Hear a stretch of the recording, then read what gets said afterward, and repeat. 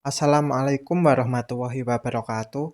Perkenalkan, nama saya Ahmad Syaifuddin dengan NIM 0511466902. Pada video kali ini saya akan mengerjakan tugas praktik 3 administrasi server dengan ketentuan praktik sebagai berikut. Baik, saya akan langsung menuju ke praktiknya. Pertama-tama, saya masuk ke dalam sistem CentOS 7 sebagai root dengan perintah sudo su. Setelah itu, saya pastikan sistem sudah up to date dengan mengetikkan perintah sudo yum update. Pada tahap awal, saya sempat mengalami kendala saat melakukan update sistem dan instalasi paket VSVTPD.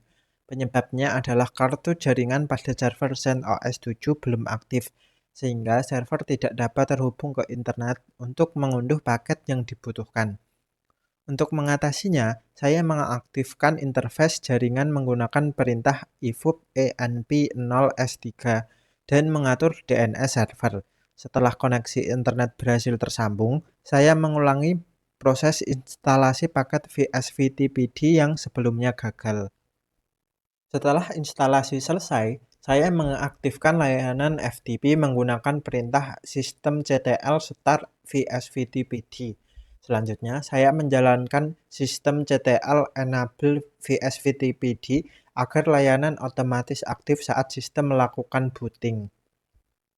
Untuk memastikan layanan berjalan dengan normal, saya mengecek statusnya menggunakan systemctl status VSVTPD. Hasilnya menunjukkan status aktif atau running, yang berarti FTP server telah berhasil dijalankan dan siap digunakan. Setelah layanan FTP diaktifkan, saya masuk ke langkah ketiga sesuai e-learning, yaitu konfigurasi firewall. Di tahap ini, saya memastikan firewall mengizinkan akses ke FTP, sehingga klien bisa terhubung dan mengirim file tanpa hambatan. Ini memastikan layanan FTP aman dan dapat diakses dengan lancar. Tahap keempat adalah konfigurasi file vsvtpd.conf. Saya membuka file pengaturan ini menggunakan perintah nano. Di dalamnya ada 3 hal penting yang diatur. Pertama, mengubah write enable menjadi yes agar user memiliki izin untuk mengupload file. Kedua, mengaktifkan chroot local user menjadi yes sebagai fitur keamanan untuk mengurung user di foldernya sendiri agar tidak bisa mengintip file sistem CentOS. Terakhir, saya mengaktifkan chroot list untuk mencatat daftar user yang diberi pengecualian hak akses tersebut. Tahap kelima adalah membuat akun pengguna baru untuk FTP. Di sini saya menjalankan perintah user add dengan parameter no login untuk membuat user bernama FTP user. Pengaturan no login ini sangat penting demi keamanan, agar user tersebut hanya bisa digunakan untuk mentransfer file lewat FTP saja, dan tidak bisa dipakai untuk login masuk ke dalam terminal sistem CentOS. Setelah user berhasil dibuat, saya memberikan kata sandi atau password baru akun tersebut menggunakan perintah passwd ftp user. Masuk ke tahap ke-6, yaitu mengatur hak akses pada direktori tujuan. Yang dicontohkan di sini pada folder /var/www/html. Namun pada tahap ini ada satu kendala, di mana folder tersebut ternyata belum ada atau belum dibuat di dalam CentOS yang saya gunakan. Untuk mengatasinya, pertama-tama saya membuat folder tersebut terlebih dahulu menggunakan perintah mkdir -p.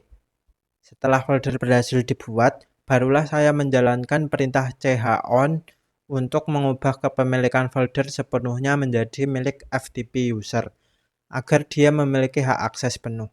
Terakhir, saya memberikan izin akses menggunakan perintah chmod 755 agar FTP user bisa membaca dan menulis file, sementara pengguna lain hanya bisa melihat dokumen saja.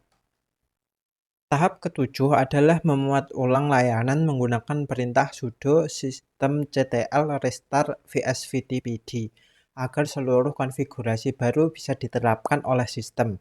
Namun, saat perintah dijalankan ternyata terjadi error yang membuat layanan gagal dimulai. Hal ini mengharuskan saya untuk kembali membuka file konfigurasi menggunakan perintah nano.